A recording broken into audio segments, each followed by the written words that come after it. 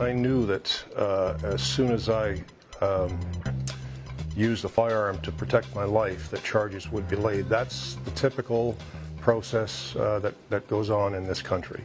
The Crown seemed to have an agenda to make an example of me that would put the fear into every firearms owner in Canada that you are not allowed to defend your life. Ian Thompson spoke to him last week on the program.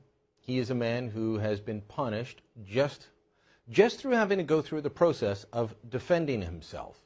And he has to defend himself against a Crown prosecutor upset that Thompson defended himself against 4 men firebombing his home.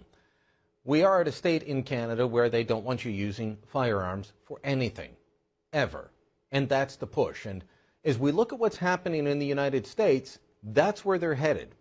So I've got a warning to my American friends. Registration will lead to confiscation. And if you don't believe me, just look at what's happened here. Now, are they going towards registration in the United States? Well, according to the Washington Post, the Obama administration is considering a national database of all firearms in the U.S. to, quote, track the movements and sale of weapons, unquote.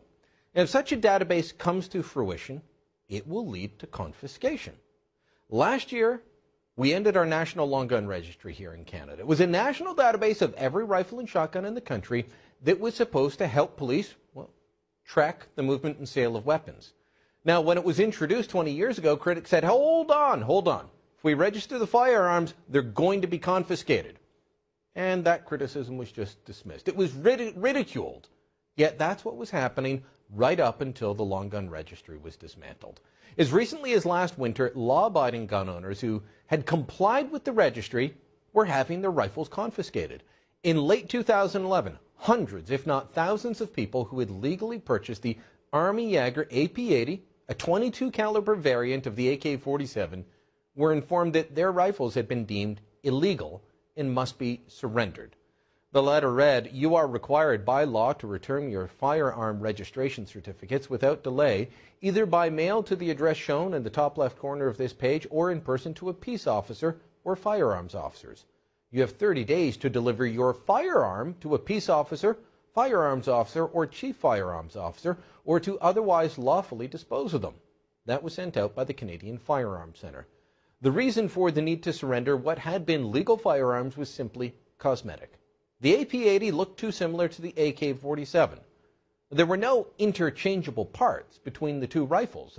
The rifles were vastly different in terms of what kinds of ammunition they used. They also had vastly different uses, but they looked the same. And that was enough. That was enough. And what is more worrisome was that the decision to reclassify what had been a legal rifle for years and years, that decision was made by a bureaucrat, not by elected officials. There was no debate, no vote. It was just a bureaucratic decision. Somebody that felt the AP-80, legally owned for decades, was now too dangerous to be privately owned by law-abiding Canadians. Now, of course, confiscation of firearms could just be the start of it all. Confiscations of homes and cars could also head down to the United States. Former Marine Joshua Boston recently wrote a scathing response to California Senator Dianne Feinstein's gun control proposal, saying that he would not register his guns. Here's part of that letter. He said, "I am the man who fought for my country. I am the man who learned. I am an American. You will not tell me that I must register my semi-automatic AR-15 because of the actions of some evil man." Joshua Boston, Corporal, United States Marine Corps. Well, if he goes through with that, and the United States goes through with setting up a national registry, it could cost him everything.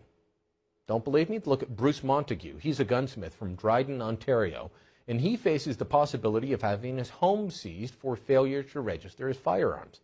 Montague made a decision, a purely political decision, not to register or to let his registries lapse. He wanted to challenge the constitutionality of Canada's National Gun Registry. When his constitutional challenge failed and Montague was convicted, the government of Ontario moved to seize his home under their proceeds of crime legislation. They were treating what was essentially a paperwork criminal as if it were a drug lord. That's the kind of person the proceeds of crime law is intended to prosecute.